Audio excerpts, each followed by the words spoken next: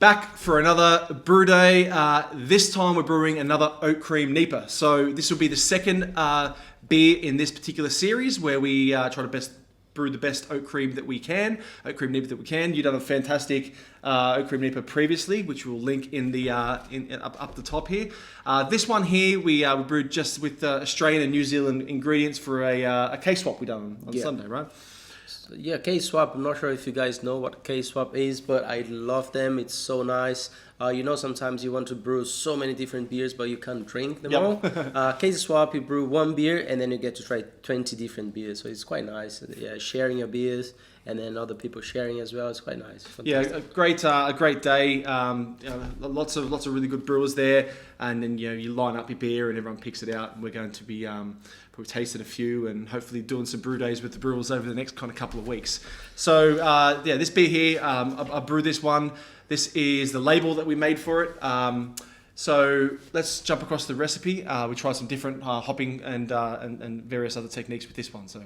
Okay, so across to Brewfather, this is the recipe. So 30% oats in this one. So when we go through the brew day, it's going to be, it was quite a difficult kind of mashing, I must say. But we'll run through the fermentables. We will share this recipe like every video in the YouTube description. Let's get into it. So the fermentables, one thing I did change about this recipe, I actually initially tried to go for a 24 litre batch because I was going to give 19 litres to the case swap. I wanted to have a couple, but I probably shouldn't have done that. It was a little bit too much to push the Brewzilla. So this recipe here is the 21 litre version. It's pretty straightforward with the pale and the oats. Well, the oats is 32%, and then a little bit of lactose in there as well, 3.8%, so 300 grams in this particular batch. And then kind of played around with rye and wheat in there. 3.5% each of that. So with the hops, so about 375 grams of hops there. The hopping technique we done for this was slightly different. There was a whole bunch of oats in there, so we tried to whirlpool at a little bit higher, so 95 degrees. At 75 grams of Vic Secret, so kind of stirring. And then the first dry hop at High Krausen, which was 100 grams of Rawaka and 50 of Vic Secret. And then this kind of post-fermentation dry hop, which we've been doing for the last couple of beers, which has turned out quite well. So, after diacetyl rest, dropping down to 15 degrees, doing like an oxygen-free dry hop, dropping it down to 1 degree and letting it sit there for 3 or 4 days while trying to stir it regularly. The water profile, which is kind of sticking to the same one we've used previously, was the Juicy Bits NEIPA profile. And then the salts are there, 65 degree mash in, and then 2 packs of the Verdant IPA yeast. So let's get across to the brew day. Okay, so it was very difficult mashing for this. I kind of took the highlights and left out all the painful bits, but I think, like I said, I pushed the Brewzilla just a little bit too much here. That was there. I ended up getting very close to the numbers, but it was quite a difficult mash in there. This is like just a slow motion shot of some wort going through, and then the numbers. So I was a little shy of the numbers. I think I had like 57. I think it was supposed to be up near 60 or so.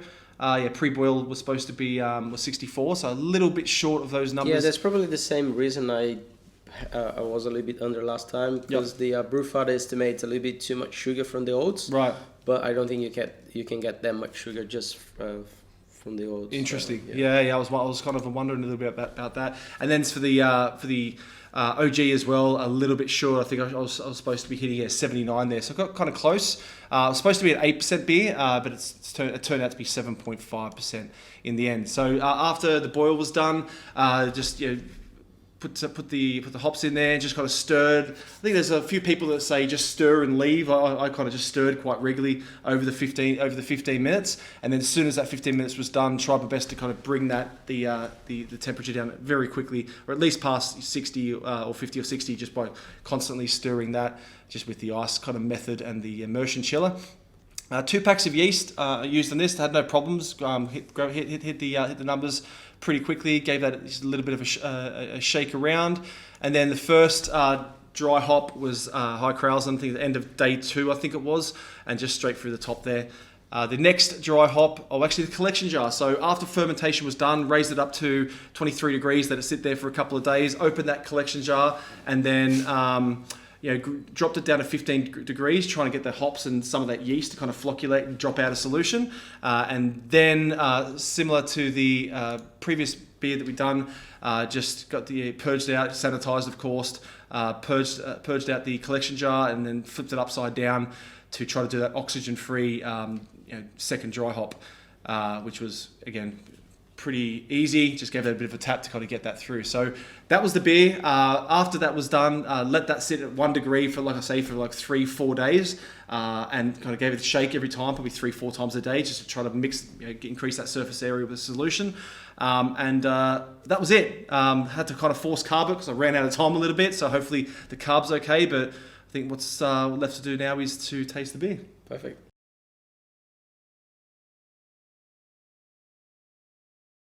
Okay. Cheers. Cheers. So it's hard to get on the screen, but looks Fantastic. Nice colour. Beautiful. Awesome. That's right.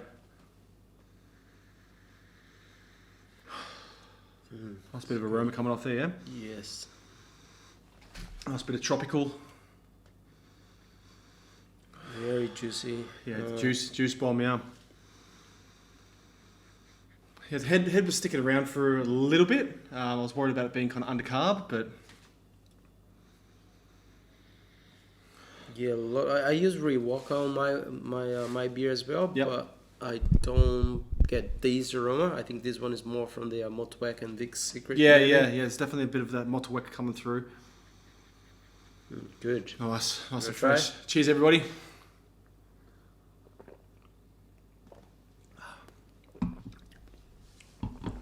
It's good, man. Yeah, I like that, man. They're definitely from the oats. You're getting that nice bit of kind of pillowy mouthfeel, let's say.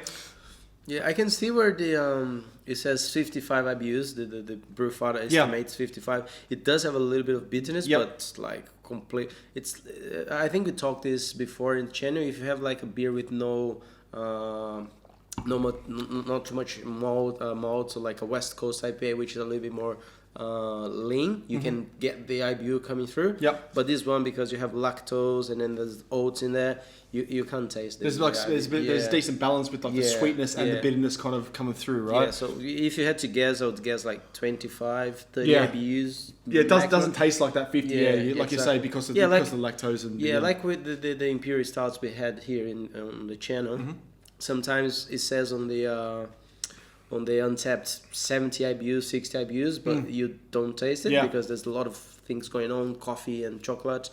It's the same for this one. It says 55 IBUs on the Brewfather, but you can't taste it. But it balances well. Yeah, that's what I was thinking. I mean, when it comes to that, like these NEIPAs up in the 7.7 to 8% sort of territory, I love that how it almost like lifts the flavour a little bit, right? With that alcohol in the background. I don't get a lot of the alcohol, but definitely, I can definitely from the previous beer, I can definitely taste and get more of aroma from it. I think from it being soaked in the second dry hop for 4 days. I ended up for 2 days last time. This one was 4 days, and I think that's coming through with the aroma and that kind of juiciness in there as well. And there's no grassiness or anything. I think there was one beer that you did. I found a little bit too like a little bit of grass. Hop material. Yep. I think you left it too long, or I think so. I think maybe it was a bit too much in the whirlpool. I think it was too much in the whirlpool. That's what it was. Yeah. So this one is perfect. This one's a nice balance. I love this style. It's something we'll definitely play around with more around maybe that shorter whirlpool but at higher temperature. With that kind of sweet, with lots of sweetness from the oats and the lactose. I think the lactose fits in here really well as well. I think it's too much. I think I've previously brewed where it's been too much. I think it's just kind of balances and accompanies it a little bit. What do you think? And we have another video as well. We can link here where you use 600 grams of hops. Yep. I think this one is actually. There's a bit more aroma. I think so as well. I think that's the one that I thought there was a bit of grass. It was, right? yeah. So this is actually it's nowhere. So that's a thing. The more hops you have doesn't mean the beer is going to be better. Yeah, absolutely. So I'm super happy with this. Got some good feedback from the boys so far. I think there's a few still left to try it, but. We're going to be doing more of this type of series. We've got a session NEIPA coming up from your entry as well. And like every video, we don't just do NEIPAs. We're going to be It's just a series. It's a series, yeah. I mean, we've got a big stout coming up for our for a celebration for the 1,000 subscribers. We've got a bunch of other brews coming. We've got I think we could say a VPA clone coming up from Stuart. We're going to be doing over the next week or two, and we've got loads and loads of other videos coming. So if you like this type of content, you're not already subscribed, hit that sub button if you like this type of content, and share. You know, we're growing small, but yeah, we're growing at a good pace. So just one more thing. Yeah. Stay tuned, because we also talked to the guy Anthony. He got the best of show. Yes. Of 2020 competition. He got the best of show. He was Imperial. Is it Imperial Stout? Yeah. Or Robust Stout? No, what was it? No, I think it's is it a dry stout? It's a stout. So it's the best of show. It's the best of show. He put aside for us like a bottle, and we're gonna taste here, and he's gonna share the recipe. And you also, if you're watching this and you're a brewer and there's a recipe you're particularly proud of, get in touch. We've got lots of different formats we can propose. Appreciate you guys watching. Till the next brew day. Cheers.